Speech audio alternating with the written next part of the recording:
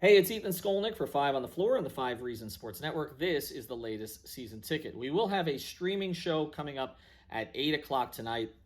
I'll be hosting along with Alphonse Sidney. We'll also have Alex Toledo, Greg Sylvander, Adam Borey, Brady Hawk, and a cast of thousands from the 5 Reasons Sports Network to get you up to date on everything going on in the draft from a Heat perspective. So that'll be different from what you can get on ESPN or the national networks. But I did want to give you an update. I actually made this update at first on OnsideRadio.com on my show this morning. But the reason I'm wearing this shirt, which you can get at 5reasonsports.com, is that both Goran Dragic and Jae Crowder are now fully expected to return to the Miami Heat. Now, I know in the case of Dragic, this was anticipated for a long time. He's said that he wanted to be here. Jimmy Butler has wanted him here. The Heat wanted him back. And, of course, he played in the finals with a bad foot. If he didn't have some kind of assurance that the Heat was going to take care of him financially, I don't know that he does that. So he will be returning. I don't know that he'll be back for the start of training camp to actually play on the court because that was a 2 to 3 month injury, and we're just a little bit over a month at this stage with training camp opening in about 3 weeks. But he will be back with the team this season. It will likely be a 1-year deal with a team option. It'll be some kind of a balloon payment. I don't have the exact figures, but then the idea is that Goran will be able to finish his career in Miami with another contract next year and still keep flexibility. There was a little bit more of a question with Jae Crowder, however, but I've heard he's also expected to return. The Heat feel good about that. They like his versatility. He wants to be here, as he said on the 5 on the Floor podcast right after he came to Miami. He's had a place in Miami for a long time.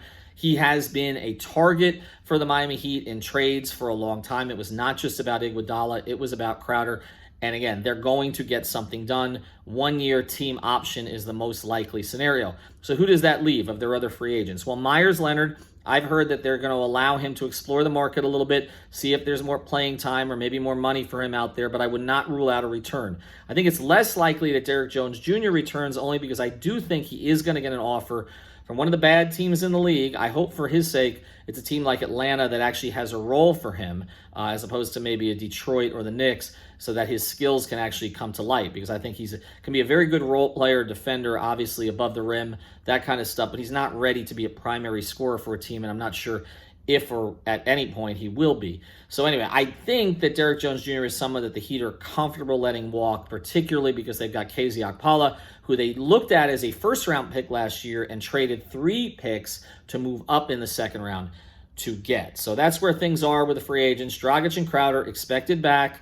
Myers Leonard, we'll see. Derrick Jones Jr. probably no, but let's see who makes him an offer. Again, the Heat are still exploring all kinds of possibilities, including Danilo Gallinari and others. Wes Matthews, Paul Millsap, these are all names that we've mentioned. If you want to check out the big names, we did a podcast last night with Ashley Nicole Moss where we got into the Giannis and Beal situations and Harden, so you can check that out as well. Again, Ethan Skolnick, 5reasonsports.com. You can get this, 5 on the Floor. The podcasts are up. More videos all day. Streaming show tonight.